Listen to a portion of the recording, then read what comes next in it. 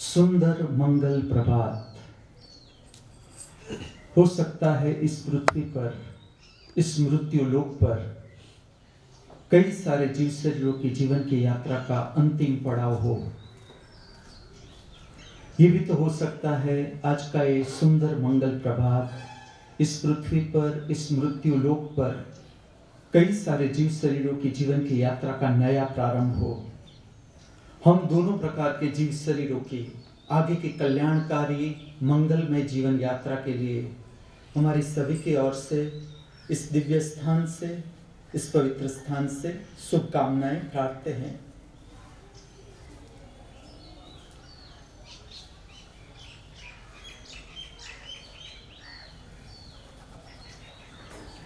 दिव्य वाणी के श्रवण में प्रवेश करें इससे पहले अंतर्दर्शन की प्रक्रिया, अंतर जगत के दर्शन की प्रक्रिया, जिसके लिए धारण करें पद्मासन, लेफ्ट टू राइट या right to left, vajrasana, Indian vajrasana या जापानीज वज्रासन, सिद्धासन, गौमुखासन या सुखासन, जो आपको अच्छा लगे, सुविधाजनक लगे।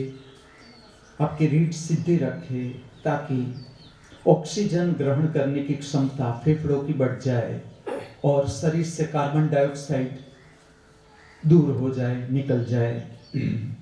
आंखों को हल्की सी बंद करें, दर्शन करें अपने भीतर।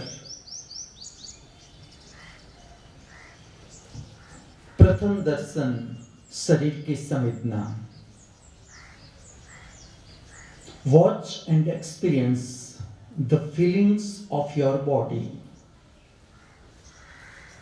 पांव के अंगूठे से लेकर मस्तिष्क तक की शरीर की कुल संवेदनाओं का दर्शन, अनुभूति। अच्छी, बुरी, स्वस्थ, बीमार, जैसे भी हो, तटस्थ दर्शन। शरीर में कहीं भी पीड़ा है, पीड़ा से परिचय बनाए, पीड़ा की तरंगों को देखे, समझे, जाने।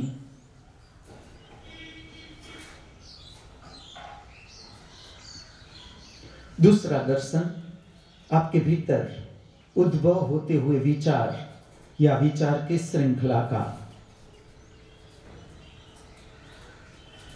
अच्छे, बुरे, जैसे भी हो, केवल तटस्थ दर्शन।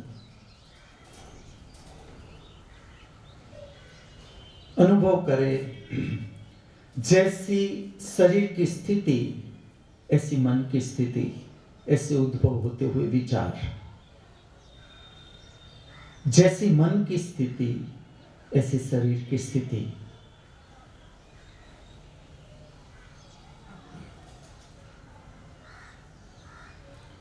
तीसरा दर्शन, आपकी भाव दशा,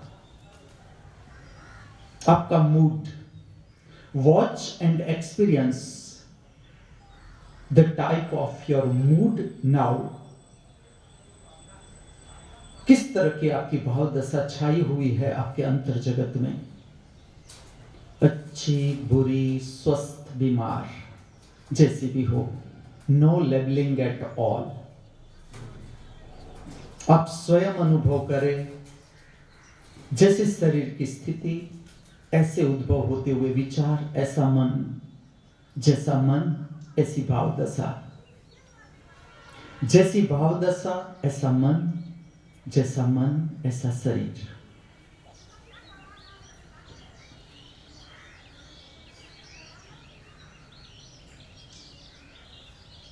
चौथा दर्शन,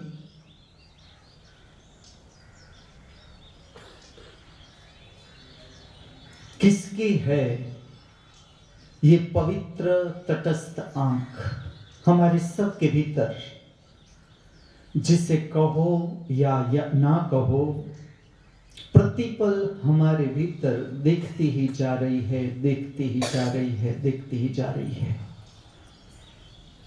किसकी है ये आंख, कहां पर है ये आंख, हमारे सबके भीतर खोजे।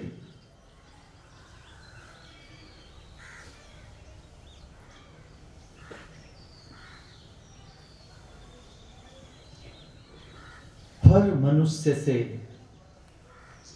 जो मेरा प्रथम प्रश्न होगा वो ये होगा, कितनी शांति है आपके अंतर जगत में, आपके भीतर?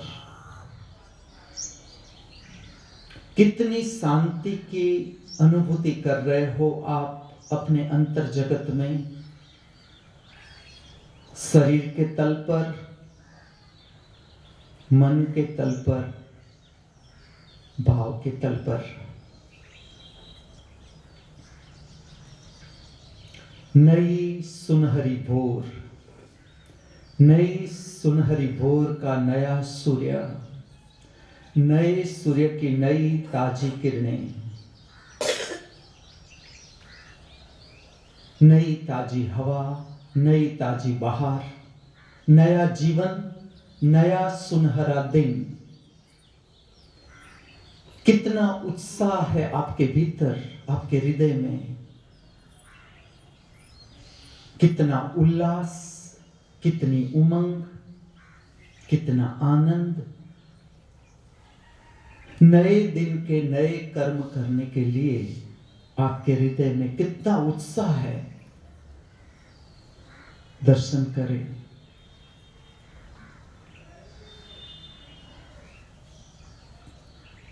Why I am here in the small village of Bargarh district named Bhatli of Odisha state.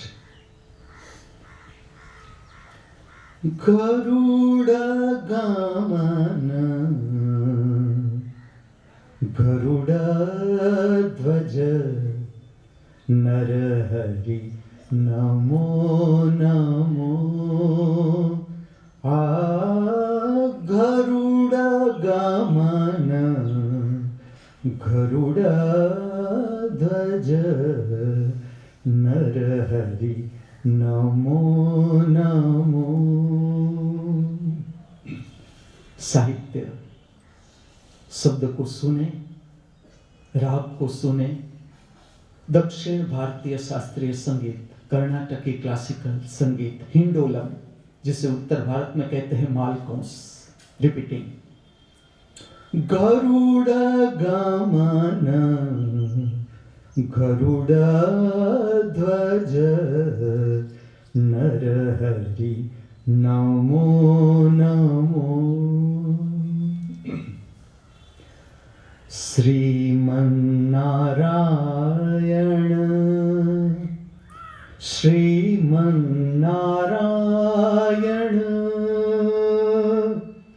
Sriman Narayana Sriman Narayana Sriman Narayana Shripad में शरणु श्रीमन्नारायण श्रीमन्नारायण श्रीमन्नारायण श्रीपाद में शरणु। साहित्य को भी सुने, मन प्रयत्न करेगा समझने का, इसका क्या अर्थ है, इसका क्या अर्थ है। मैं आपको रीत बताता हूं, जो समझ में आए आए, न आए तुम तटस्थ हो जाओ। रक्षमां शरणागतं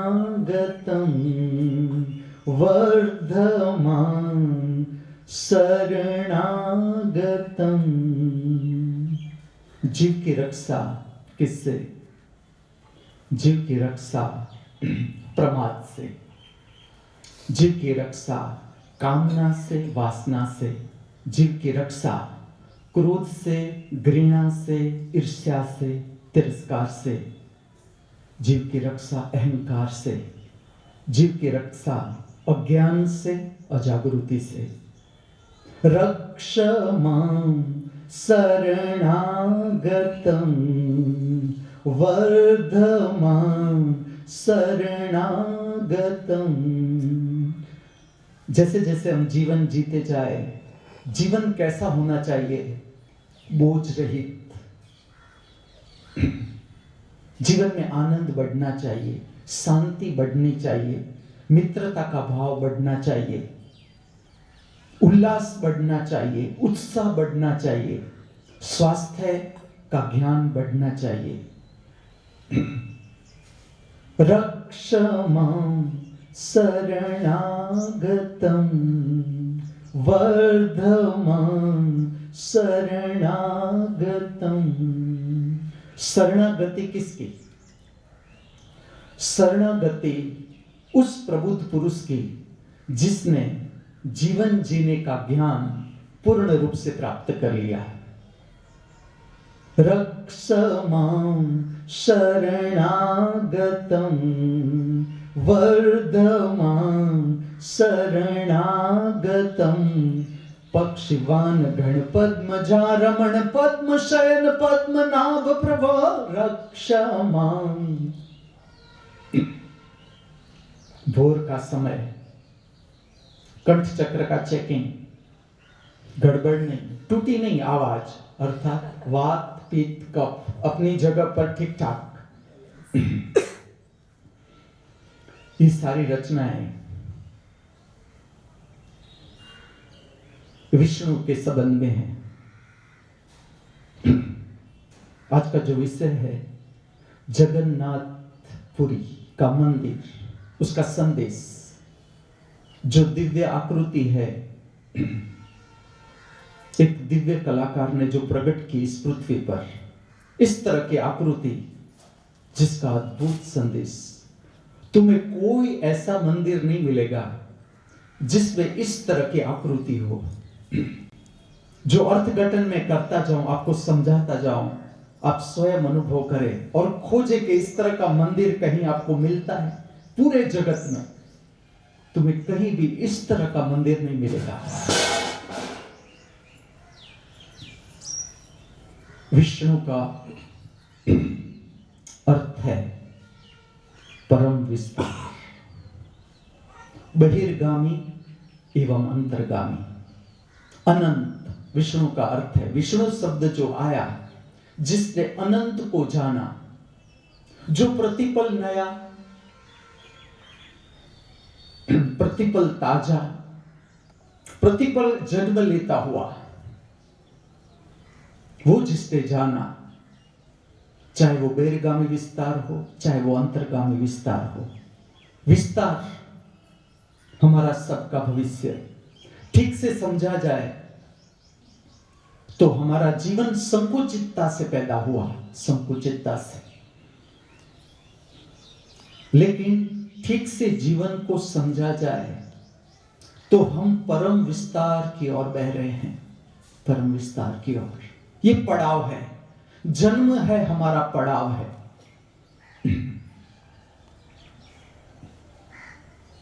जैसे जैसे हम जीवन का अनुभव लेते जाते हैं परिपूर्णता के साथ, हम मुक्ति का अनुभव करते हैं। हमारा जीव मुक्त हो जाता है, जिसका अनुभव हम पूर्णता से ले लेते हैं। जिसमें अधूरा रहता है, जो अनुभव अधूरा रहता है, वो बार बार हमें खींचता है। ये सबको जानना है, सबको अपने भीतर जानना है।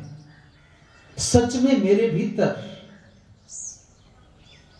क्या पाने की इच्छा प्रकट हो रही है। विष्णु का स्वरूप इस तरह से दर्शाया गया। शंख, चक्र, गदा, पद्म।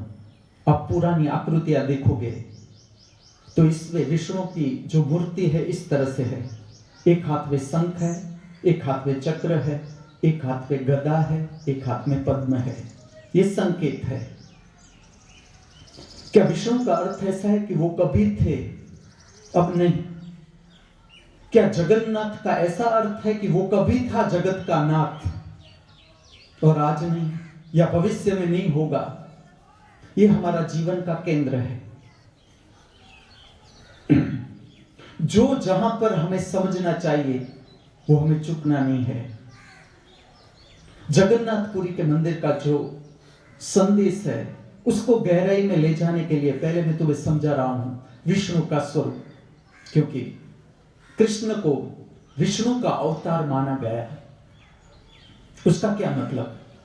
कृष्ण को क्यों विष्णु का अवतार माना गया?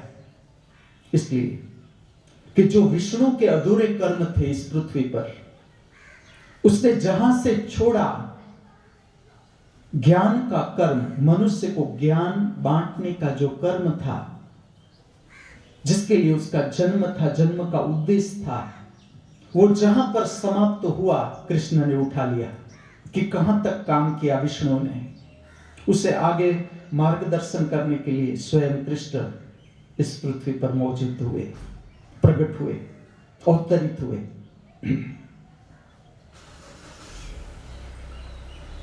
ये सारे संकेत है। शंख, शिव के हाथ में भी शंख रखा गया, विष्णु के हाथ में भी शंख रखा गया। शंख नहीं निकाला, विष्णु का जो स्वरूप है, जैसे कि शिव के हाथ में भी शंख और डमरू निकाल दिया। त्रिशूल नहीं लिया, क्योंकि कुछ संदेश वही का वही, तुम जानो या मैं जानूं या कोई और जाने, सब एक को ही जानते हैं। परमात्मा एक, इस पृथ्वी पर एक ही, केंद्र एक। ऐसा नहीं होता कि पृथ्वी घूम रही है तो उसके अनेक केंद्र होते हैं। कोई भी वर्तुलाकार गति है तो उसका केंद्र एक ही होता है। इसलिए तो मैं तुम्हें कहता हूं कि ये आंख किसकी है, जो तुम्हारे भीतर भी देख रही है, मेरे भीतर भी देख रही है। और कैसा रहस्य, अगर मैं मुझे पूरा जान लूं, मैं पूरा विश्व समझ सकता हूं कि पूरा विश्व है क्या। तुम देखो तो सही, कितना अद्भुत रहस्य। और हमारे सबके भीतर, ऐसा नहीं कि राजा है उसके भीतर ये रहस्य होगा, कोई देश का बड़ा प्रधान है, कोई बड़ी पोस्ट पर है, आईएएस ऑफिसर है तो उसके भीतर होगा, और कोई चमार है जो जोड़ा सी रहा है उसके भीतर नहीं होगा। ऐसा नहीं, ये सबके भीतर, देखने वाली आंख सबके भीतर। तुम देखो कितना अद्भुत रहस्य, और कहां से ये दृष्टि आ रही है तुम्हारे भीतर। ये किसकी है ये आंख, कहां पर है ये आंख? जो खोजने चला, खोजी रहा ही नहीं, वो आंख हो गया, वो स्वयं परमात्मा हो गया। आज तक जो खोजने चला,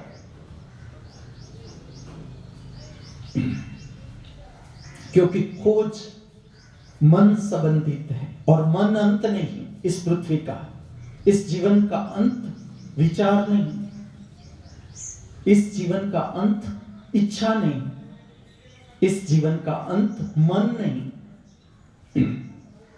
शंख, क्या अर्थ है शंख का? तुम देखो, एक सामान्य शंख जो दरिया में से निकलता है, समुद्र में से निकलता है, उस समय की तुम विधि देखो, शंकर की दी हुई विधि, कि तुम स्थान पर जाओ, एक पवित्र स्थान जिसे हमने नाम दे दिया मंदिर। चलो मंदिर, उस पवित्र स्थान पर जाओ, सुबह जाओ, दोपहर जाओ, शाम जाओ, शंख उठाओ, शंख बजाओ मंदिर में। क्या कारण शंख बजाने का? अगर तुमने कभी शंख ठीक से बजाया हो, ठीक से बजाने का क्या अर्थ? जब भी मैं बोलूं कि ठीक से बजाना, परिपूर्णता से जीना, क्या अर्थ? जहां पर शरीर, वहां पर शरीर संबंधित मन, वहां पर शरीर संबंधित भाव। आत्मा के लिए तुम्हें कुछ करना नहीं पड़ेगा, वो स्वयं हाजिर होगी। जो हमें करना है, जो मन से करवाना है, जहां पर शरीर, वहां पर मन को ले आओ, वहां पर भाव को ले आओ। आत्मा की अनुभूति वहां ही, चाहे तुम बर्तन घिसते हो, चाहे पोछा लगाते हो, चाहे पौधा डाल रहे हो सुंदर गुलाब के जमीन में, आत्मा हाजिर, परमात्मा मौजूद। जो हमें परिपूर्णता से करना है वो इतना करना है, जहां पर शरीर वहीं पर मन, तुम अनुभव करो। जैसे तुम मन को जहां पर शरीर है वहां लाने की कोशिश करोगे, मन नहीं टिक सकता। मन वर्तमान में रह ही नहीं सकता। उसके लाक्षणिकता समझे मन की। जैसा तुम कोशिश करोगे कि मन वर्तमान में आए, जहां पर शरीर है मन आए, मन गया, मन विलीन। तुम जैसे भाव को देखोगे भाव विलीन, और भाव विलीन नहीं हो रहा है तो इसका अर्थ है अभी तुम्हारी आंख की ताकत वो नहीं रही। जैसे सूर्य निकलता है और बादल हट जाते हैं, जितनी प्रखरता सूर्य की उतने बादल बिखर जाते हैं। उसी तरह जैसे भीतर की आंख, जो देखने वाली आंख है, आत्मा की शक्ति, उसकी क्षमता जैसे बढ़ती है, तुम जहां पर हो, जैसा तुम्हें ध्यान में आए कि मेरा मन कहीं भटक रहा है, मैं बर्तन यहां घिस रहा हूं लेकिन मन कहीं जा रहा है, कहीं और है, तो तुम वहां लाने की कोशिश करो मन को, मन बिखर जाएगा। जो अस्त व्यस्त विचारों की ताकत है उसको कर्मों में लगाओ। तुम्हारे जो बहिर्गामी कर्म है उसमें उसका रचनात्मक उपयोग करो, मन बिखरता जाएगा। मन तुम समझने भी लगोगे, मन की जो गहराई है, किस तरह से मन काम करता है। अनेक प्रकार के विचार अपने आप प्रकट होते हैं, अपने आप प्रकट होते हैं। ये कहां से आ रहे हैं ये विचार? शिव ने दिया शंख मनुष्य को कि तुम जाओ और शंख बजाओ। अगर तुमने ठीक से बजाया है उसका अर्थ है जहां शरीर, तुम शंख बजा रहे हो वहां शरीर संबंधित मन, शरीर संबंधित भाव, एक ही शंख में तुम पाओगे, तुम्हारे भीतर जगह हो गई। जो विचार चल रहे थे, विचार की श्रृंखला चल रही थी अंदर, किसी के प्रति क्रोध आ रहा था, किसी के प्रति ईर्ष्या आ रही थी, किसी के प्रति तिरस्कार आ रहा था, घृणा आ रही थी किसके प्रति, किसी के प्रति काम वासना का भाव पैदा हो रहा था भीतर से। तुमने शंख बजाया, विचार विलीन। किस लिए विचार विलीन? जो मनुष्य की इच्छा है उसका अंतर्गामी रूप देखा जाए तो 3 केंद्र पर विचार, 3 केंद्र पर इच्छा का विस्तार है। पेट, नाभि, भोजन की इच्छा, भोजन जैसा भरा तृप्त हुआ पेट, तुरंत इच्छा सरक जाती है काम वासना पर। काम वासना की इच्छा, शरीर के प्रति आकर्षण, पुरुष को स्त्री के प्रति, स्त्री को पुरुष के प्रति, साहजिक इच्छा का अंतर्गामी रूप। चाहे बाहर तुम्हें कोई भी इच्छा दिखाई दे, तुम अंदर से देखोगे तो इच्छा का स्वरूप इस तरह से है। तीसरा केंद्र, सांस उच्छ्वास की इच्छा, क्योंकि ये दोनों इच्छा तब संभव है जब तुम्हारे भीतर सांस आए, उच्छ्वास बाहर निकले। शरीर के लिए जरूरी, शरीर होगा तो तुम पेट भर सकोगे, शरीर होगा तो तुम काम वासना में उतर सकोगे। इसलिए सांस उच्छ्वास की इच्छा गहराई में है, बहुत गहराई में। और जैसे आपकी सांस और उच्छ्वास गहरी होती जाती है, शांत हो जाती है, गहराई से सांस गया अंदर भीतर, गहराई से उच्छ्वास बाहर निकला, तुम देखना इच्छा गायब, मन गायब। मन का संबंध सांस उच्छ्वास के साथ है, पेट का संबंध, भूख प्यास का संबंध सांस उच्छ्वास के साथ, काम वासना का संबंध सांस उच्छ्वास के साथ। तुम एक छोटा सा प्रयोग करना, जब तुम्हें काम वासना घेरे और तुम्हें पता चल के काम वासना से मेरा चित्त प्रभावित हो रहा है, अब तुम उच्छ्वास को बाहर छोड़ देना। और जब तक क्षमता है उच्छ्वास बाहर ही छोड़े रखना, जब तक क्षमता है शरीर की, उच्छ्वास को बाहर छोड़े रखना। थोड़ी देर में तुम पाओगे काम वासना चलेगी भीतर से, क्योंकि काम वासना के लिए सांस उच्छ्वास चाहिए, खाली उच्छ्वास से काम नहीं चलेगा।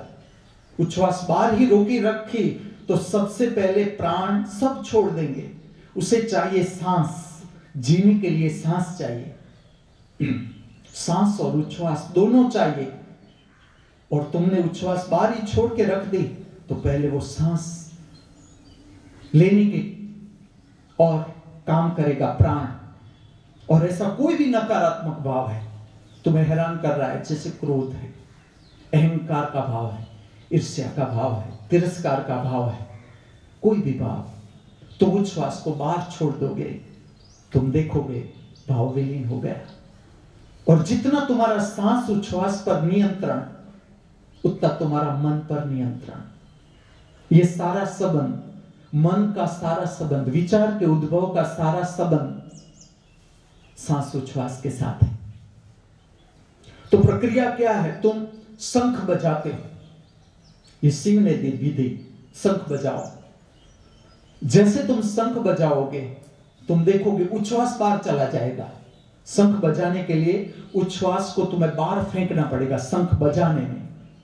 और शंख बजाने पर जो त्रिनेत्र से ऊपर का मस्तिष्क का विस्तार है उस पर जोर आएगा। तुम देखोगे तो शंख ठीक से बजाओगे तो तुम पाओगे नाभि केंद्र है, नाभि के मसल्स अंदर जाएंगे, अंदर खींचेंगे, उच्छ्वास बाहर जाएगा। और मस्तिष्क का जो ऊपर का हिस्सा है त्रिनेत्र से ऊपर का, वो खींचेगा, कॉन्ट्रैक्ट होंगे मसल्स। हमें पता भी नहीं, हमें मस्तिष्क का पता तब चलता है जब हमारा माथा, सर दुखता है, तब पता चलता है कि हाँ ऊपर भी कुछ है। हमारा पूरा शरीर इस तरह से हमें जो मिला हुआ है उसकी हमें कोई कीमत ही नहीं। घुटन में दर्द होता है तब पता चलता है कि अरे घुटन भी था, मैंने तो कभी सोचा भी नहीं कि घुटन है मेरे भीतर। तो जैसा उच्छ्वास बाहर जाता है, सारी जो नकारात्मक भाव दशा है जिससे हम हैरान हो रहे हैं, मनुष्य हैरान हो रहा है, वो विलीन हो जाती है। तो शंख ये बहिर्गामी स्वरूप है शंख का। जो शंख दिया गया है हाथ में, शिव के हाथ में हो चाहे विष्णु के हाथ में हो, आप देखोगे तो जगन्नाथपुरी के मंदिर में कृष्ण के हाथ में भी शंख दिया गया है, दिव्य शंख, उसे कहा गया दिव्य शंख, दिव्य का अर्थ प्रकाश। और ये शंख केवल बाहर के नाद के साथ संबंधित नहीं है। ये जो शंख है दिया गया है उसका अर्थ है अनाहत नाद, जो भीतर अविरत गूंज रहा है। आत्मा विस्तार, आत्मा का अपना एक संगीत है, वो बहुत शंख से मिलता जुलता लेकिन एक संकेत है, एक कलात्मक संकेत है। जो हिंदू धर्म का प्रागट्य है उसको समझने के लिए कलात्मक आंख चाहिए। तुम्हारा हृदय कला से भरा चाहिए। अगर कला से भरा हुआ हृदय नहीं होगा तो तुम्हें पता ही नहीं चलेगा कि इसका क्या अर्थ है। ये तीन आकृति ऐसे बिठा दी है, उसका क्या मतलब होगा। शंख का इस तरह से आज भी शंख उतना ही उपयोगी मनुष्य के लिए, ऐसा नहीं कि कभी था। आज भी मनुष्य को अगर बहुत चिंता रहती है, तुम एक शंख बजा दो खाली, इसके समय है, इसका एक समय है प्रातःकाल, जब सूर्य प्रकट होता है, इस पृथ्वी पर सूर्य की किरणें छूती है पृथ्वी को, यह अद्भुत समय है शंख बजाने का। यहां पर तुम शंख बजाओगे, कोई भी नकारात्मक ऊर्जा पूरे दिन घेरेगी नहीं। दूसरा समय है मध्याह्न, 12 बजे के आसपास शंख बजाने का। तीसरा समय है संध्या, जहां पर सूर्य विलीन हो रहा है और रात अवतरित हो रही है। ये तीन मुख्य ऐसे समय है जहां पर शंख को प्रकट करने से, शंख का नाद प्रकट करने से तुम्हारे भीतर जो अस्त व्यस्त शक्ति प्रकट हो रही है, चाहे विचार का तल हो, चाहे शरीर का तल हो, चाहे भाव का तल, ये विसर्जित हो जाती है। ये बहिर्गामी रूप शंख का स्वरूप। भीतर देखो तो आत्मा जिसे हम कहते हैं अंतरअवकाश, वो भी खाली नहीं।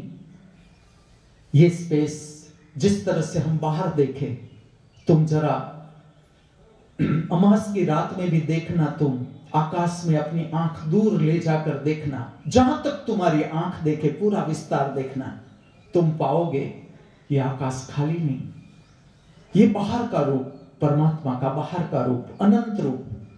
इसी तरह से अंदर सूक्ष्म रूप परमात्मा का अनंत।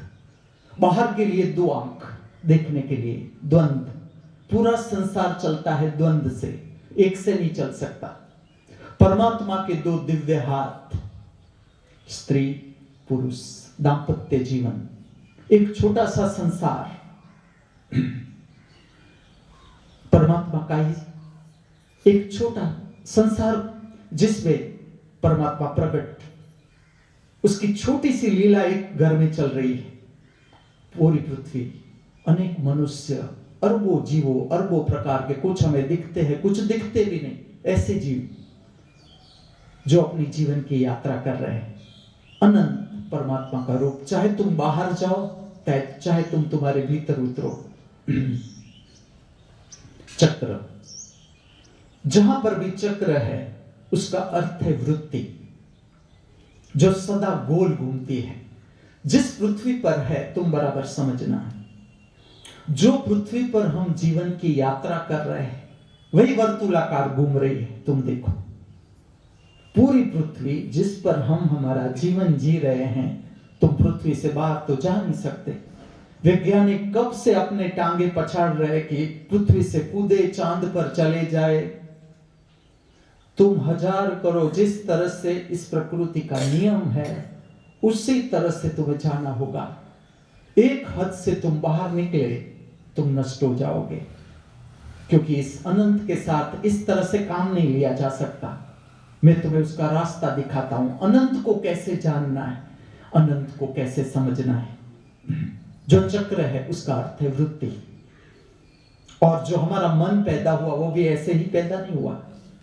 जैसे कि पृथ्वी है, सूर्य के आसपास ही घूमती रहती है, घूमती रहती है, जिस पर हमारा जीवन है। चंद्र है, पृथ्वी के आसपास घूमता रहता है, घूमता रहता है, और ये दोनों से, तीनों से हमारा गहरा संबंध है हमारे जीवन का। पृथ्वी, चंद्र, सूरज, ये तीनों से हमारा गहरा संबंध है। पृथ्वी स्वयं घूम रही है, सूर्य के आसपास घूम रही है। तुम बराबर देखोगे मन घूम रहा है, एक विचार पैदा हुआ, घूमता जा रहा है, घूमता जा रहा है, वहां तक घूमेगा जब तक तुम ठीक से मन से परिचित नहीं होगे। तब तक उसकी जाल जो बिछाई हुई है वर्तुलाकार दशा में, वृत्ति, हमारी जो वृत्ति है वर्तुलाकार घूमती है। जैसे कि तुम्हें भूख लगी, तुमने भोजन ले लिया, तुम्हें लगता है मैं तृप्त हो गया, संतोष बस हो गया, लेकिन क्षणिक, कुछ क्षणों के लिए, थोड़ा समय, फिर पेट खाली, फिर भूख शुरू, तो भोजन प्राप्त करने की कोशिश में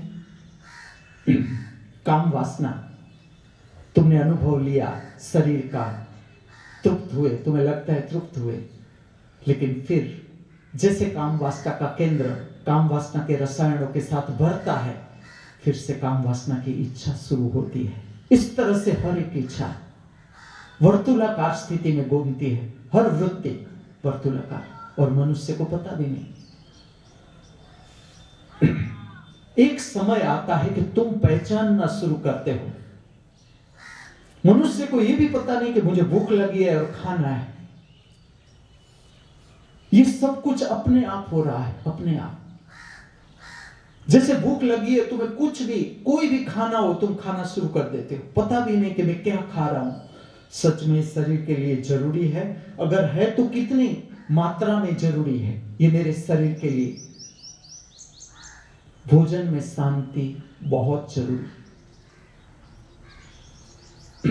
जितना हम आदर्श बना सके, जितना, जो मुझे समझ रहे हैं, समझने जा रहे हैं, जहां पर ऐसे प्रयोग हम कर रहे हैं, प्रसाद मंदिर जहां पर प्रसाद बन रहा है और प्रसाद हम ग्रहण कर रहे हैं, प्रसाद ग्रहण करने के बाद प्रसाद कि बर्तनों को साफ करना या जिस जगह पर हमने प्रसाद लिया हुआ है उस जगह को साफ करना, ये बहुत ही महत्वपूर्ण प्रक्रिया मनुष्य के जीवन को ऊर्ध्वगामी दिशा में ले जाने के लिए बहुत ही महत्वपूर्ण प्रक्रिया।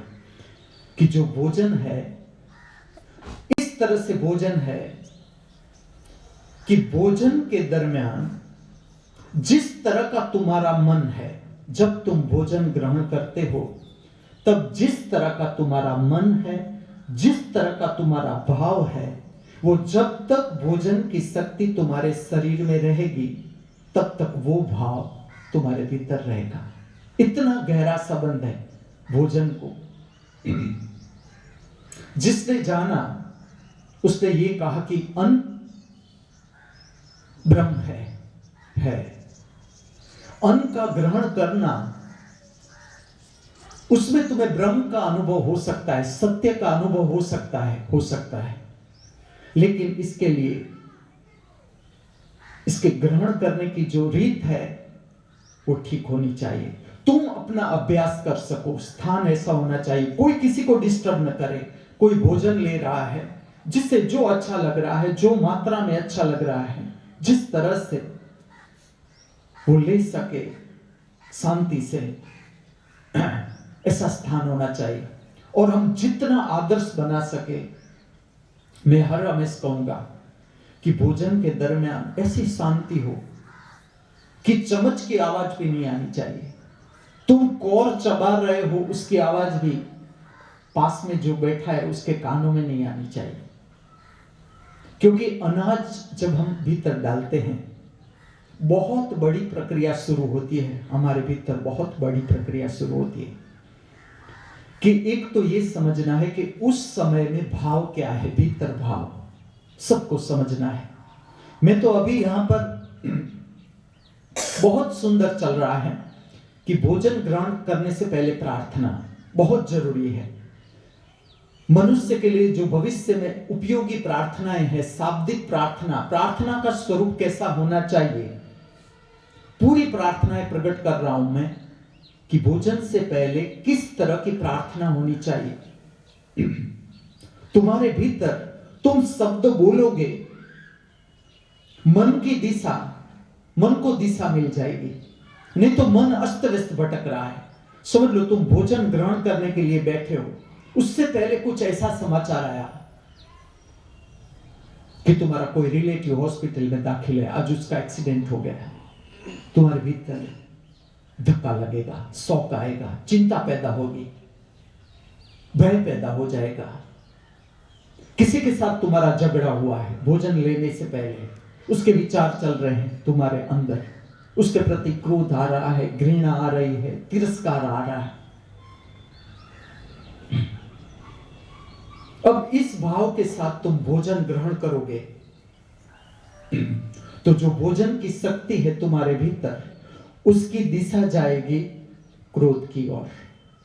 वो क्रोध की शक्ति को बढ़ावा देगी, ईर्ष्या की शक्ति को बढ़ावा देगी, घृणा की शक्ति को बढ़ावा देगी, क्योंकि वो भाव तुम्हारे भीतर है।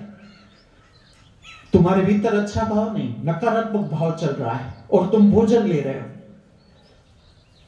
इसलिए जो स्त्री जीवन का केंद्र है, मैं कहता हूं स्त्री जो है घर का केंद्र, हृदय, उससे कभी भी अपना पुरुष जब भोजन ले रहा है तो कोई भी ऐसी बात नहीं कहनी है कि जिससे उसके भीतर चिंता पैदा हो, क्रोध पैदा हो, उतावड़ पैदा हो।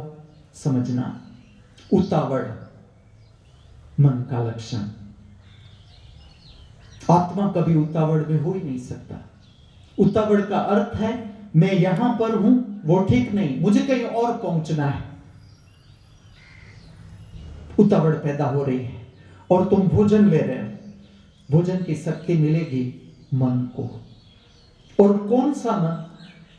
तुम स्वयं देखो कौन हैरान कर रहा है तुम्हें भीतर। चलो, तुम कहोगे कोई नहीं कर रहा है, बस तो तुम्हें मुझे सुनने की जरूरत नहीं, तुम अपना काम शुरू कर दो, आगे औरों को निकालो। लेकिन तुम कहोगे ना, मुझे हैरान कर रहा है विचार, तो तुम विचार को प्रोत्साहित कर रहे हो भोजन में इसलिए भोजन से पहले जो प्रार्थना है वो इसलिए जरूरी है कि तुम्हारा मन पूरा साफ हो जाएगा। पूरा, कम से कम तुम्हारे पास समय नहीं है तो मैं छोटी सी प्रार्थना बताता हूं, तो ओमकार करके ओम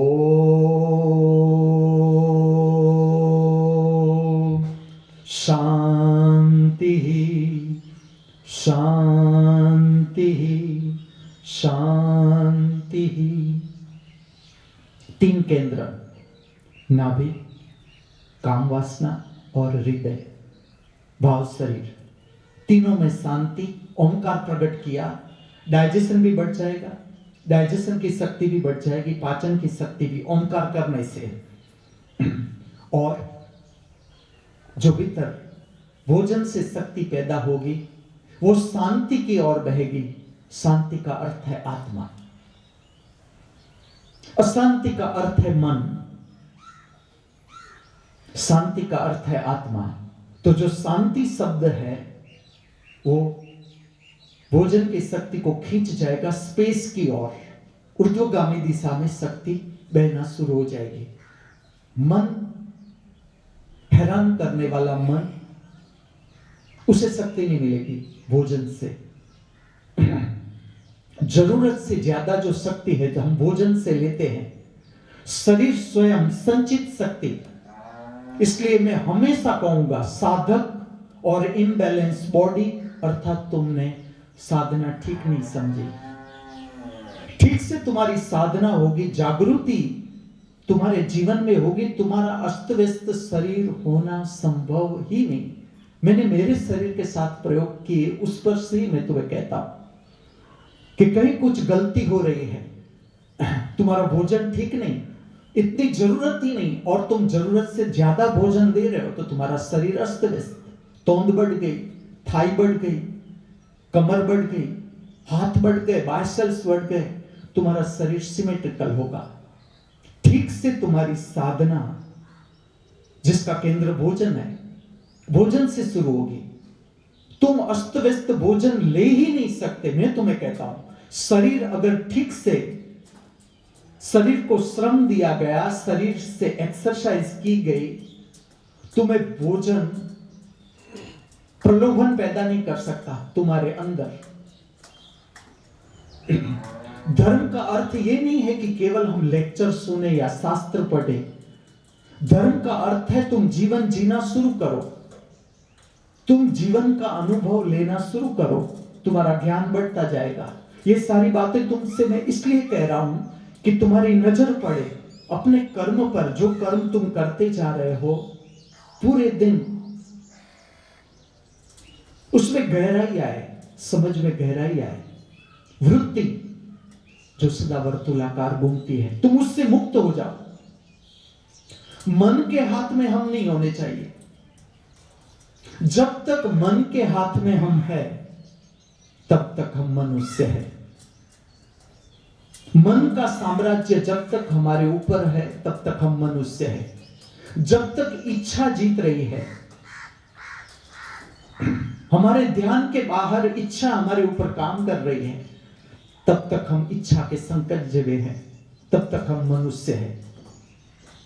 और जब एज एन इंस्ट्रूमेंट, जैसे कोई साधन हो, मोबाइल है, मोबाइल तुम्हारे हाथ में है, उल्टा हो गया है, हम मोबाइल के हाथ में आ गए हैं, इसलिए कि मन के साम्राज्य में है हम।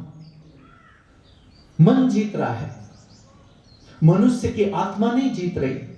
मनुष्य की आत्मा जिस दिन जीतेगी इस पृथ्वी पर, इसकी संख्या बढ़ेगी, ये पृथ्वी कुछ अलग ही होगी, जिसे मैं कहता हूं दिव्य साम्राज्य। ऐसा साम्राज्य हो सकता है इस पृथ्वी पर एक पुलिस की जरूरत न पड़े, स्वयं शिस्त। अगर मैं चोरी करूं तो भी मेरे में इतनी प्रामाणिकता होनी चाहिए कि मैं कह सकूं तुमसे कि मैंने चोरी की, मुझे इसका दंड मिलना चाहिए, मुझे कोई फरियाद नहीं। ये जागे हुए इंसान हम मान भी नहीं सकते, हमें हंसी आती है क्योंकि हम जीवन ही ऐसा जिए। हम मन से ऊपर जीवन है, कल्पना भी नहीं आ सकती। तुम कल्पना भी कर सकते हो कि एक दिन हम पुलिस को छुट्टी दे दे के बस कोई आज आने की जरूरत नहीं, पुलिस थाना तो बंद कर दो। खाली कल्पना करो तो कि एक दिन खाली पुलिस थाना बंद कर दो बड़े शहर में, जहां पर इतने प्रतिभाशाली लोग रहते हैं, शिक्षित लोग रहे, शिक्षित लोगों की संख्या ज्यादा है शहरों में अशिक्षित से। उसमें तुम एक दिन खाली पुलिस को छुट्टी दे दो, खाली एक दिन। हम कहते हैं ना हम सुशिक्षित हैं, हमने इतना विकास किया मनुष्य ने, चलो क्या हाल होगा। रात है, एक स्त्री को अकेले, उसको काम है अपनी मां के लिए दवाई लेना जाना है या कुछ ऐसा काम है, उसे रात को निकलना पड़े। स्त्रियों को ही पता है खाली कि क्या उसकी हालत होती है, मन के तल पर, मानसिक तल पर क्या हाल होता है उसका, कि एक जगह से दूसरी जगह रात को जाना, एक स्त्री को अकेला।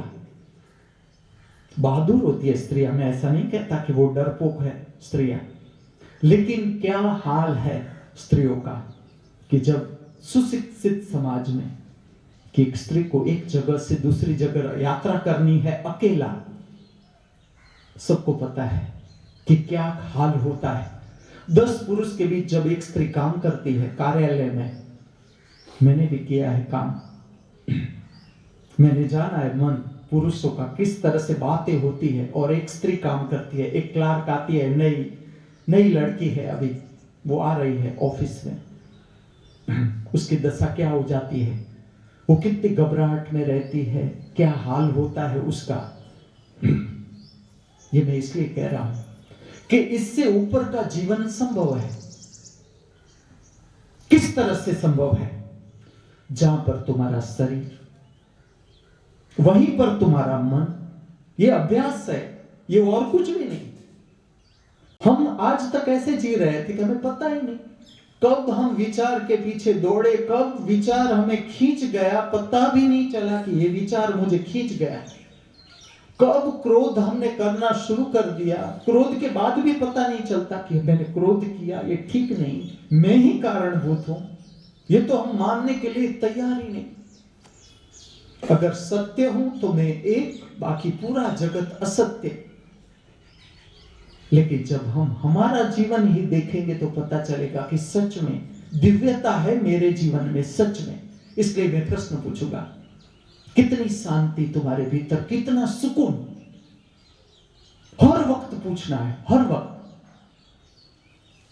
ये प्रश्न मैं तुम्हें नहीं पूछ रहा, ये प्रश्न मैं तुम्हारे भीतर से तुमको पूछता हूं, तुम्हारी आत्मा की आवाज को जगाता हूं कि तुम जरा अपने भीतर देखो। इतना समय हुआ हम जी रहे हैं, साधना कर रहे हैं, ये कर रहे हैं, वो कर रहे हैं। अब जरा देखे भीतर की समृद्धि कितनी हुई। मैं 58 साल का हुआ तो मेरे भीतर की समृद्धि कितनी। भीतर की समृद्धि अर्थात क्या? जो विष्णु का जो नाम है उसके साथ इतना जोड़ा गया, शंख चक्र गदा पद्म। लेकिन अभी एक नाम रह गया जिसे मैं प्रकट कर रहा हूं, श्री। श्री शंख चक्र गदा पद्म, ये विष्णु का स्वरूप। विष्णु का अर्थ है विस्तार। विस्तार हमारा भविष्य, हमारे जीवन का परिणाम, महाजीवन में प्रकट होना, महाजीवन में प्रविष्ट होना। जीवन का अंत मृत्यु नहीं, ये शरीर के साथ की घटना है। तुम केवल शरीर नहीं, ये आत्मा के साथ की घटना नहीं। समझना इसे, तुम्हारे में आत्मा भी है, स्पेस, अंतर अवकाश भी है। आत्मा की मृत्यु संभव नहीं। शरीर का भविष्य मृत्यु सुनिश्चित। तुम 1000 साल जियो, उससे कोई फर्क नहीं पड़ सकता। तुम कितनी गहराई से जीते हो, कितनी आत्मा के साथ जीते हो। जहां शरीर वहां मन, जहां मन वहां भाव, जहां भाव आत्मा मौजूद। तुम कितनी प्रगाढ़ता से जीते हो, उसके ऊपर तुम्हारी जीवन की गहराई का आधार है। और जितनी गहराई से हम जीवन जीते हैं, हम भीतर से समृद्ध होते जाते हैं। समृद्धि का अर्थ केवल बाहर नहीं, समृद्धि का अर्थ रुपया पैसा नहीं। जहां श्री लिखते हैं, इसका अर्थ बाहर की समृद्धि नहीं, ये भीतर की समृद्धि है कि इतना हम जीवन जिए, हम बैंक बैलेंस देख सकते हैं कि इतना मेरा रुपया मैंने कमाया, मैंने इतनी संपत्ति इकट्ठी की, इतने मेरे खेत है, इतनी मेरी प्रॉपर्टी है। ये सारी बाहर की संपत्ति जो तुम्हारे साथ नहीं चल सकती, आज नहीं तो कल तुम्हें यहां ही छोड़ना है।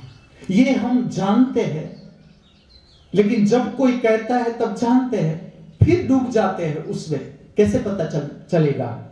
जिस दिन तुम ठीक से ये जानोगे, इतने कोर्ट केस की जरूरत क्या होगी, इतनी कोर्ट की जरूरत रहेगी कहां पर हमारा समय जा रहा है। देखो तुम व्यर्थ झगड़ों में, ये खेत तेरा कि मेरा, तेरा हो तो भी मुझे कोई फर्क नहीं पड़ता, मेरा है तो भी कुछ फर्क नहीं पड़ता। जब तक हम स्वयं को न समझे, भीतर की समृद्धि को जब तक हम प्राप्त न करें, हम दरिद्र ही रहेंगे, परतंत्र ही रहेंगे। जब तक तुम अपने तंत्र को नहीं समझोगे, जानोगे, तब तक तुम्हारे हाथ में स्वतंत्रता है ही नहीं। तुम परतंत्र ही रहोगे, तुम बाहर पर आधारित रहोगे, चाहे वो संपत्ति हो, चाहे वो रुपया हो, चाहे वो व्यक्ति हो। और तुम जितने बाहर पर आधारित, दुखी। 4 कदम कोई व्यक्ति तुम्हारा मानेगा तो तुम्हारा अहंकार बढ़ेगा, ठीक है। 5वें कदम पर उस व्यक्ति ने तुम्हारा साथ छोड़ दिया, तुम्हारा धक्का लगेगा तुम्हारे भीतर, क्योंकि तुम आधारित थे बाहर पर, लेकिन भीतर की संपत्ति, आत्मा किसी पर आधारित नहीं। ये स्पेस है, चलो ये स्पेस तुम देखो, बाहर की जगह कहां आधारित है। ये जगह पृथ्वी स्पेस में है, पृथ्वी के अंदर स्पेस है, ये जगह है, लेकिन स्पेस कहां पर है, कहां पर खड़ी है ये जगह? कल्पना से बाहर चली जाती है ये बात। स्पेस स्वयं भू, जो हम मन से नहीं समझ सकते, क्योंकि हमारा मन, जब हम साइंस समझने चले तो हमारा मन, इसका ट्रेंड इस तरह से हो गया, साइंटिफिक बात है कि हम जो कहे तो उसको प्रूव करना पड़ता है, ये है तो इसका कारण ये हो सकता है, लेकिन यहां पर समाप्त नहीं होता जीवन। किस तरह से पता चलेगा कि यहां समाप्त नहीं होगा? मैं तुम्हें कहता हूं, आज विज्ञान का कहां अंत आया? आज विज्ञान ये कह सकता है कि बस यहां अंत आ गया विज्ञान का। तुम खोजते जाओ और खोजें, तुम खोजते जाओ आगे और खोजें, फिर भी तुम कहीं नहीं पहुंचोगे, क्योंकि इससे तुम मृत्यु जीत नहीं सकते। मृत्यु को कैसे समझना है, जानना है, इससे कैसे ऊपर उठना है? जहां पर शरीर, वहां पर मन। जैसे तुम शरीर है जहां पर, वहां पर मन को लाओगे, मन विलीन, इच्छा विलीन, छोटे छोटे कर्मों में तुम्हें मजा शुरू हो जाएगी, आनंद शुरू हो जाएगा। तुम्हें लगेगा कि मैं खाली ये बर्तन घिस रहा हूं, टॉयलेट बाथरूम साफ कर रहा हूं, फ्लोर साफ कर रहा हूं, और मजा आना शुरू हो गया। आ सकता है, क्योंकि मजा और कुछ भी नहीं। हमारा शरीर रिजर्व एनर्जी, जो जन्मों की यात्रा करते आए हैं, तुम जन्म भी जाने दो, जहां से हमने जन्म लिया, ये जन्म, वहां से हम भोजन से भरते गए, भरते गए, भरते गए, और आज ये शरीर रिजर्व एनर्जी है। मनुष्य काम से बच रहा है, काम से भाग रहा है। काम मजबूरी है कि अब जी रहे हैं तो खाना तो पड़ेगा, बच्चों को खिलाना पड़ेगा, शब्द देखना, पेट भरना तो पड़ेगा ही, तो इसके लिए काम तो करना ही पड़ेगा। काम जीवन का मजा न रहा। मनुष्य की तो बात छोड़ो, मैं देखता हूं कि जो धर्म की साधना में लगे हैं वो बच रहे हैं काम से। ये ठीक नहीं हो रहा। तुम खुद देखना कि तुम्हारा जीवन, तुम्हारी साधना कहां पर पहुंची, कितनी साल हुए तुम्हें साधना करते, आज तुम कहां पर हो और क्या कारण है इसका? कर्म से बचना, जीवन के स्वाद से बचना है। सहस्त्रार चक्र की शक्ति है, पूरी सहस्त्रार चक्र की शक्ति, उसका संबंध आपके कर्म और कर्म के परिणाम से। जब तक तुम कर्म में ठीक से नहीं उतरोगे, तुम्हारा सहस्त्रार चक्र डल हो जाएगा। जो प्रमाद है, हर धर्म में प्रमाद को महत्व नहीं दिया गया। अगर मैं प्रारंभ करूं कि मुक्ति और मोक्ष किससे, तो मैं प्रारंभ करूंगा मुक्ति प्रमाद से। प्रमाद पहले हटना चाहिए, आलस्य रहना ही नहीं चाहिए। शंकर के शरीर पर सांप, क्या मतलब? सांप की स्फूर्ति देखो, ऐसा शरीर नहीं हो सकता। पूरे दिन हम ऐसी स्फूर्ति के साथ नहीं जी सकते। ये मेरा प्रश्न है कि इतनी स्फूर्ति के साथ हम जी नहीं सकते पूरे दिन। हर कर्म में उत्साह के साथ हम नहीं उतर सकते। क्या भागना यही एकमात्र रास्ता है? बचना, कर्म से बचना। कर्म से बचकर हम कहां जाएंगे? इसी पृथ्वी पर जो शरीर में हम रहते हैं, वो शरीर कब तक चलेगा? चलो तुम बच के, मैं तो आगे एक शब्द देता हूं तुम्हें, मृत्यु नहीं, तुम्हें परिचित होना है ब्रह्मार्पण से।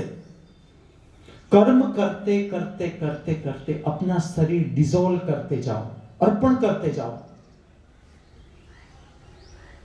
हम भी कह सके कबीर की तरह, ज्यों की त्यों तर देनी चदरियां, इतनी शुद्ध, जिस चदरियां को लेकर हम आए थे, शरीर स्वरूपी चदरियां, कोई मेल नहीं, जैसा शरीर था तुझे तेरा शरीर अर्पण, मेरा कोई मालिकी भाव न रहा इस शरीर पर। जीने का ढंग इस तरह से होना चाहिए। दिन प्रतिदिन जैसे जैसे हम जीते जाए, जागृति बढ़नी चाहिए, जागृति जीवन में बढ़नी चाहिए। भीतर का कोना कोना पता चले कि अभी इस तरह की वृत्ति मेरे अंदर प्रकट हो रही है, उसे प्रोत्साहित नहीं करना है।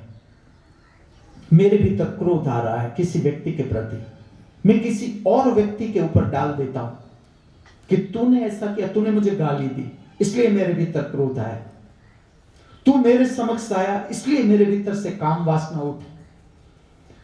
मेरे भीतर क्रोध था ही, तुमने उसे जगा दिया। जिस दिन मैं भीतर से पूरा शुद्ध हो जाऊंगा, मेरे भीतर से क्रोध नहीं प्रकट हो सकता। शुद्ध होने का अर्थ है आत्मा के संपर्क में, आत्मा का अर्थ है विस्तार। तो तुम मुझे गाली दोगे, मेरे भीतर से प्रतिभाव पैदा नहीं होगा। प्रतिभाव जो पैदा हो रहा है हमारे भीतर से, उसका कारण मन। ये मन का लक्षण समझना है, पूरा मन को पूरा समझना है। जितना तुम समझ लोगे मन को, जितना तुम भाव को समझ लोगे, जितना तुम शरीर को समझ लोगे, तुम तीनों से ऊपर। तुम समझो, तुम केवल शरीर नहीं, न शरीर संबंधित मन, न शरीर संबंधित भाव, वृत्ति से ऊपर। इसलिए विष्णु के हाथ में चक्र, वृत्ति उसके हाथ में। वृत्ति, मन एज एन इंस्ट्रूमेंट, वो चाहे तो उसका उपयोग करे, वो चाहे नहीं, मन को कह देते हैं। अब कहना भी जरूर नहीं, ये तो कहने की बात है, कहने का ढंग है, मन को समझाने का ढंग है। और देखो किस तरह का ये विज्ञान है, किस तरह का ये रहस्य है। आज मैं तुमसे बात करता हूं, तुम मन से ही समझते हो, मन से ही मन के बारे में समझते हो। तुम देखो किस तरह का अद्भुत रहस्य हमारे भीतर छुपा है। मन स्वयं समझता है कि मैं कैसे विलीन हूं। तुम देखो, मन समझने को तैयार है कि मैं किस तरह से विलीन हूं, ताकि मेरी शक्ति आत्मा की शक्ति में बदले। तुम देखो ये रहस्य कि मैं तुम्हें समझा रहा हूं किस तरह से तुम्हें वृत्ति से बाहर निकलना है, किस तरह से तुम्हें मन के सकंजे में से निकलना है। वो मन स्वयं समझ रहा है कि कैसे निकलना है। इसलिए तो तुम देखोगे गणेश के हाथ में दो पास, इच्छा और पास को तोड़ने वाली कुहाड़ी, वो भी उसके हाथ में। मन स्वयं दुख पैदा करता है और मन उसी से ऊपर उठने का रास्ता भी दिखाता है कि ये मैं करूं तो मैं इससे ऊपर उठ सकता हूं, और उठना ही है। जीवन को इस तरह से जीना है कि कोई भी नकारात्मक भाव, नकारात्मक विचार हमें असर न कर सके, हमारा जीवन गिरा न सके। हम चाहे तो हमारे मन का उपयोग करें, हमें कुछ इंफॉर्मेशन की जरूरत है, किसी से कुछ बात करनी है, मन का उपयोग करें। जब हम अकेले में बैठे हैं, स्वयं में स्थिर, न कुछ पाने की अपेक्षा, न कुछ खोने का डर, और जब मन का उपयोग है, जहां जरूरी वहां मन का उपयोग करें। अर्थात ये संकेत का अर्थ है, जहां पर भी चक्र देखो, चक्र का अर्थ है मेरे हाथ में मेरा मन, मेरे हाथ में मेरा भाव शरीर, मेरे हाथ में मेरी वृत्ति। वृत्ति से मैं नहीं, वृत्ति मुझे हिला नहीं सकती, इच्छा मुझे हिला नहीं सकती। ये संकेत विष्णु का ही अधूरा काम कृष्ण पूरा करने के लिए आए, तो उसने, आप देखोगे जो आकृति है जगन्नाथ के मंदिर के, इसमें कृष्ण में तुम देखोगे शंख और चक्र। शंख और चक्र का अर्थ है हाथ में, चक्र का अर्थ है जिसका मन अपने हाथ में है, मन के सकंजे में वो नहीं, इसलिए उसे कहा जाता है भगवान, परमात्मा, जो इच्छा के पीछे नहीं। इच्छा उसका कुछ बिगाड़ नहीं सकती, वृत्ति उसका कुछ बिगाड़ नहीं सकती, वृत्ति पार हो गई। और इसका जो प्रायोगिक जीवन है, इसमें इसका संकेत जो है, जहां पर शरीर वहीं पर तुम प्राण, मन अपने आप विलीन हो जाएगा। ये अभ्यास है, आज के दिन में करना है कि तुम रह सकते हो हर कदम पर, जहां तुम वही मन, यहां वहां भटकाओ नहीं, जैसा जहां पर तुम्हें पता चले, और तुम पाओगे तुम मन से ऊपर उठने लगे, तुम इच्छा से ऊपर उठने लगे, तुम वृत्ति से ऊपर उठने लगे। इसके साथ और दो संकेत, बलभद्र जिसमें गदा भी है। गदा का अर्थ है, एक तो बहिर्गामी अर्थ सुरवीरता, कि बाहर ऐसा कोई, उस समय की बात है, उस समय की, कि जब ऐसा संकट आ जाता था मनुष्य के ऊपर, एक प्रजा जी रही है, एक कॉलोनी जी रही है, और बाहर की कॉलोनी आमंत्रित आक्रमण करती है उसके ऊपर, स्त्री को बचानी है, बच्चों को बचाना है, वृद्धों को बचाना है। तो उस समय में युवाओं को इस तरह से तैयार करते थे कि युद्ध भी करना है तो कोई पुरुष डरे नहीं, युद्ध से डरे नहीं, अगर आ ही गया, आक्रमण आ गया, क्योंकि उस समय का जीवन ही इसी तरह से था। जब गदा दी गई तब जीवन ही ऐसा था कि द्वंद्व युद्ध था, गदा से युद्ध करते थे। इसमें भी धीरे धीरे धीरे विकास हुआ युद्ध में भी, लेकिन एक समय मनुष्य गदा से युद्ध करता था। ये बाहर की बात, बाहर की शूरवीरता। गदा का एक आध्यात्मिक अर्थ है। गदा का अर्थ है दुश्मन बाहर नहीं, जिससे हम कहते हैं शत्रु बाहर नहीं। तुम खुद अभ्यास करोगे अपना, पता चलेगा। समझ लो कि मैं तुम्हारे पर क्रोध करता हूं, सबसे पहले क्रोध मुझे खा जाएगा। सबसे पहला जो नकारात्मक परिणाम है क्रोध का, वो मेरे ऊपर आएगा, मुझे जलाएगा भीतर से क्रोध। मेरी वृत्ति मुझे सबसे पहले मुझे हैरान करेगी। कोई आनंदित मनुष्य दूसरे मनुष्य को दुखी नहीं कर सकता। तुम देखना, जिसने स्वयं में आनंद जाना, जिसने स्वयं में प्रसन्नता जानी, प्रसन्नता से जो भरा, कमी ही क्या है मनुष्य के जीवन में, लेकिन हम उससे परिचित नहीं।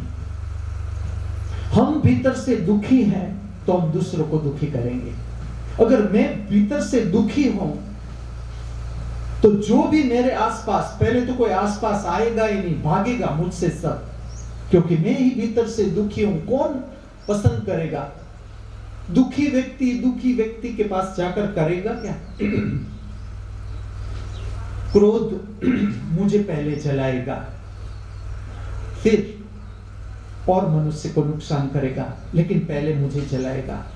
ये जो संकेत है गदा का कि क्रोध उठे उससे पहले उसे कुचल दो, ये खाली संकेत है समझाने का।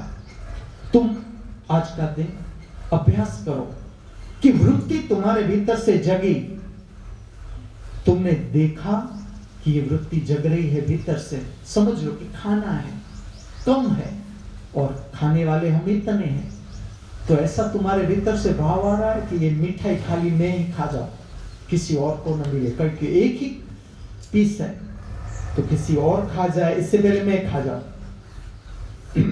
लगता है तुम्हें सामान्य, लेकिन ये बीज है। और इतने सारे वृक्ष है इस पृथ्वी पर, कहां से आए? बीज से। जो हम बाहर परिणाम देख रहे हैं कि ये हिंसा हो रही है, जगत में सब करप्शन चल रहा है, ये चल रहा है, वो चल रहा है, कहां से आया करप्शन? कहां से आई ये हिंसा? कहां से आया ये क्राइम? ये छोटी सी घटना कि एक पीस पड़ा है, पहले तो मुझे खाली देखना है कि मेरे भीतर से ऐसा हो रहा है कि ये पीस मैं खा जाऊं, या मुझे ऐसा हो रहा है कि ये पीस मैं मनोहर को खिला दूं। अब मेरा तो शरीर इतना पुलअप्स कर नहीं सकता, मैं तो इतना चल नहीं सकता, दौड़ नहीं सकता, तो ये पीस मनोहर खा जाएगा तो और अभी तो युवानी में आ रहा है, उसके लिए मुझसे ज्यादा जरूरी है। उसका शरीर आराम से शुगर पचा लेगा, मेरा शरीर अब उतना आराम से शुगर नहीं पचा पाएगा। ऐसी हर छोटी छोटी घटनाओं में भीतर से देखना है कि जो वृत्ति जगती है, तो आप देखोगे विष्णु की ऐसी स्थिति है जिसमें वो गदा नीचे रख के बैठे हैं कि वृत्ति खड़ी हुई कि उसने उसे हरा दिया, कुचल दी, उसे उसने प्रकट नहीं होने दिया। ईर्ष्या भीतर से जगी, उसे पता चला कि ईर्ष्या आ रही है, उसके हाथ में गदा, ये भीतर का युद्ध है, भीतर का।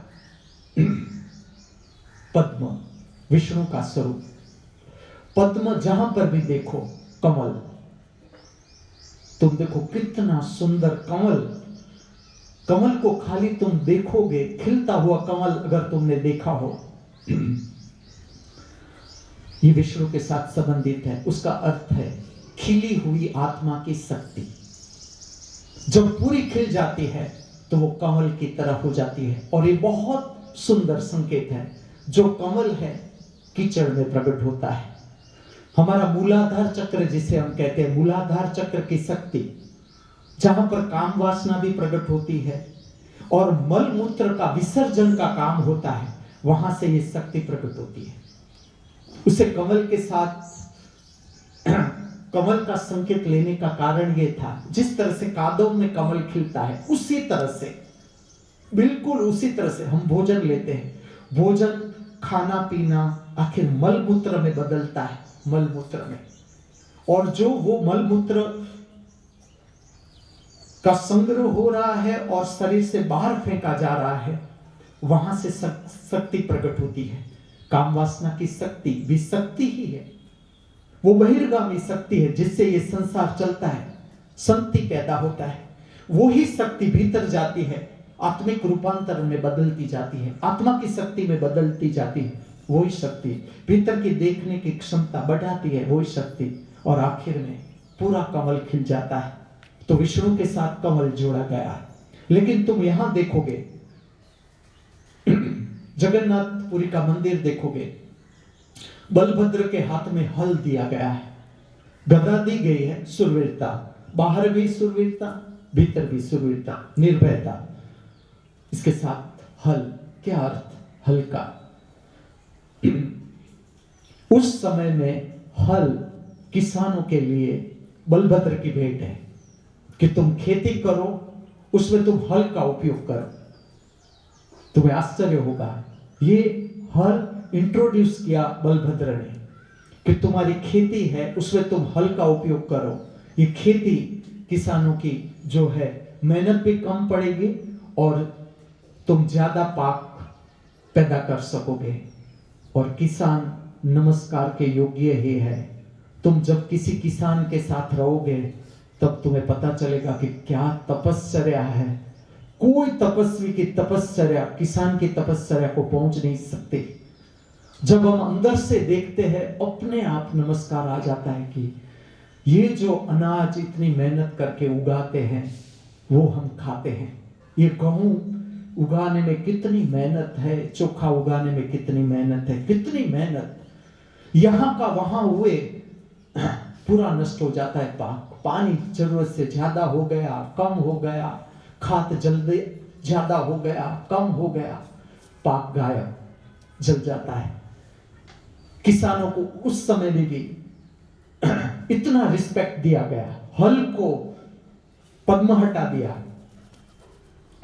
ये जो चित्रकार है, दिव्य चित्रकार, इसने ये दृष्टि दी मनुष्य को कि किसान जो है, आज भी खेती होनी चाहिए। मैं तो ऐसा कहता हूं कि जो अनाज उगाने की प्रक्रिया जो लोग कर रहे हैं, उसको सबको मिलके उसे प्रोत्साहित करना है। जिसके पास ये क्षमता है, कि जिसके पास ये समझ है कि इस तरह से खेत में काम किया है, जन्मों जन्म से वो खेत में ही लगे, उसके पास समझ है, वो आराम से मार्गदर्शन दे सकते हैं मनुष्य को, इस तरह से जमीन का हम उपयोग करें तो इस तरह के फल, इस तरह के अनाज प्रकट किए जा सकते हैं। इस पृथ्वी की जो शक्ति है उसको इस तरह से प्रकट की जा सकती है। जो हम सब खाते हैं, रोटी सब्जी, ये सारे किसानों की मेहनत है। तो उस समय वे भी किसानों को तुम देखो, हल दिया गया उसके हाथ में। बलभद्र स्वयं हल चलाते थे, खेती करते थे, अनाज उगाते थे। ये मार्गदर्शन है। अवतरित पुरुष, उसे करने की क्या जरूरत है, फिर भी करते हैं, क्योंकि इससे प्रोत्साहित होगा और मनुष्य भी कि ये भी कर रहा है। कृष्ण स्वयं अवतरित पुरुष, फिर भी गाय लेकर वो घूम रहे हैं जंगल में। क्या जरूरत है उसे जंगल में जाने की?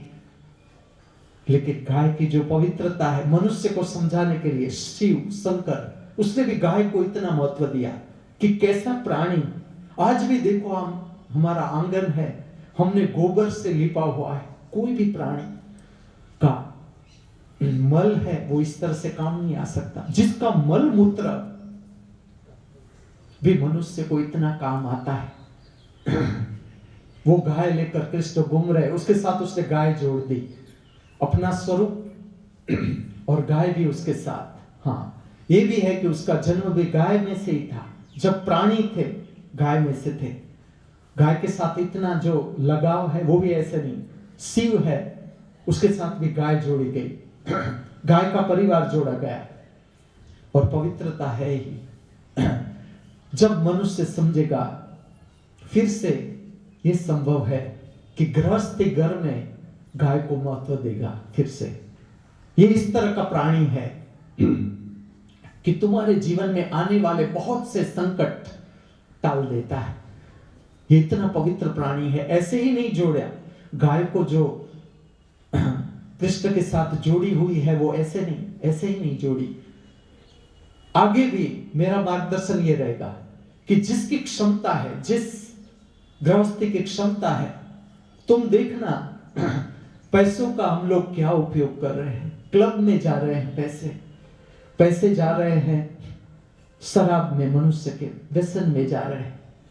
एक गाय है, एक गाय का परिवार तुम अगर घर में रखो, उसको संभालने वाले रखोगे, तुम्हारे पुण्य का जो काम होता है मनुष्य से, गाय भी रखी, उसको संभालने वाला भी रखा, एक और परिवार तुम पाल सके। आगे ये मेरा मार्गदर्शन ही रहेगा कि जो गाय रख सकते हैं घर में, रखना ही है। ये पवित्र प्राणी रखना ही है, ताकि कृष्ण के साथ तुम्हारा संबंध बना रहे, शिव के साथ तुम्हारा संबंध बना रहे, दत्तात्रेय के साथ तुम्हारा संबंध बना रहे, जो गाय को इतना प्रेम करते थे। होनी चाहिए, देसी गाय घर में होनी ही चाहिए, जिसकी क्षमता है। जो अभी काम से डर रहे हैं, भाग रहे हैं, उसकी बात और है, तैयार कर लेंगे उसे भी, लेकिन घर के आंगन में गाय का होना पवित्रता है। हल जो बलभद्र ने धारण किया, ये मार्गदर्शन है। किसान की खेती टिकनी चाहिए। मैं भी कहता हूं कि किसान को बहुत व्यवस्थित फैसिलिटी मिलनी चाहिए। जो इतना पाक उगा रहा है, जो हम रोटी खा रहे हैं उसकी वजह से खा रहे हैं, ठीक से किसानों को प्रोत्साहन मिलना चाहिए ताकि पृथ्वी की जो फर्टिलिटी है, पृथ्वी की जो फलद्रुपता है पृथ्वी की, वो बढ़े, इस पृथ्वी पर बढ़े, पोल्यूटेड न हो, हमारी धरती माता गंदी न हो। हम उसे वृक्षों के वस्त्र पहनाए, हम उसे नंगी न करें, हमारी मां को हम उसे वृक्षों के वस्त्र पहनाए, हम उसे फूलों के वस्त्र पहनाए, हमारी मां को जो वृद्ध होती जा रही है, इतने बच्चों को पालती पालती पालती। श्री संपत्ति का व्यवस्थित उपयोग हम सबको जानना है। बाहर भी भीतर भी। भीतर की संपत्ति है उसे भी श्री कहा जाता है। श्री का अर्थ है जो संपत्ति का संबंध प्रकाश से है, और जो बाहर की संपत्ति है उसमें हमें यह जानना है कि कहां पर गलत खर्च हो रहा है, उसको हम ठीक स्वरूप में पैसों का उपयोग करें तो हम अपना जीवन भी ऊपर उठा सकते हैं और औरों का जीवन भी ऊपर उठाने में हम सब सहायभूत हो सकते हैं। ये जगन्नाथपुरी के मंदिर की आकृति जो एक दिव्य चित्रकार ने प्रकट की, इस पृथ्वी पर एकमात्र मंदिर, जगत में एकमात्र मंदिर जिससे इस तरह का संदेश मनुष्य को दिया गया। शंख, चक्र, गदा, हल और बीच में श्री। नाम नहीं दिया गया है लेकिन मैं कहता हूं ये श्री। तुम जिसके दो हाथ देखो, बीच में सुभद्रा है, सुभद्रा के हाथ में कुछ भी नहीं। तुम देखोगे सुभद्रा के दोनों हाथों में कुछ नहीं, दोनों उसके पास जो खड़े हैं वो दिव्य पुरुष और भाई का संबंध। एक भी मंदिर नहीं इस पृथ्वी पर जिसमें इस तरह का स्त्री पुरुष का संबंध दिखाया गया हो। भाई और बहन दोनों जागे हुए, दो भाई अवतरित, और बीच में सुभद्रा परम शक्ति जिसके दो दिव्य हाथ, आसपास दो दिव्य हाथ, उसे कोई जरूरत नहीं कुछ भी रखने की, ऐसी दिव्यता ही उसके काफी है। इसके लिए तुम देखोगे तो उसके हाथ पे कुछ नहीं दिया गया। स्वयं श्री अर्थात समृद्धि। इस धरती पर जब स्त्री अपना स्वरूप ठीक से समझने लगेगी तब श्री अपने आप अवतरित होगी इस पृथ्वी पर। कोई कमी नहीं रहेगी, ना कोई रोटी की कमी, ना कोई कपड़ों की कमी, ना कोई पदार्थ की कमी। जो कमी है इस पृथ्वी पर वो केवल हमारी समझ की, हमारी दृष्टि की। उसे हम ठीक से जीते जाएंगे, हम प्राप्त करते जाएंगे। ये जगन्नाथपुरी के मंदिर का अद्भुत संदेश दिव्य चित्रकार के द्वारा। धर्म केवल बात का विषय नहीं, केवल चर्चा नहीं। धर्म का अर्थ केवल चर्चा नहीं, शास्त्र की चर्चा धर्म नहीं। धर्म का अर्थ है जो भी तुमने जाना उसको अपने जीवन में प्रयोग करके अनुभव करो कि ये बात कितनी सच है और जीवन में कितनी काम आ सकती है। और इसके लिए आज का दिन परमात्मा की महामूल्य भेंट बिना कहे बिना मांगे बेशर्त फिर से हमारे हाथों में। आज तक जो भूल हम करते आए हैं या हमसे हो जाती है या हो गई है, उसको सुधारने का, संवारने का एक स्वर्णिम अवसर फिर से हमारे हाथों में, जो अब हमें खोना नहीं है।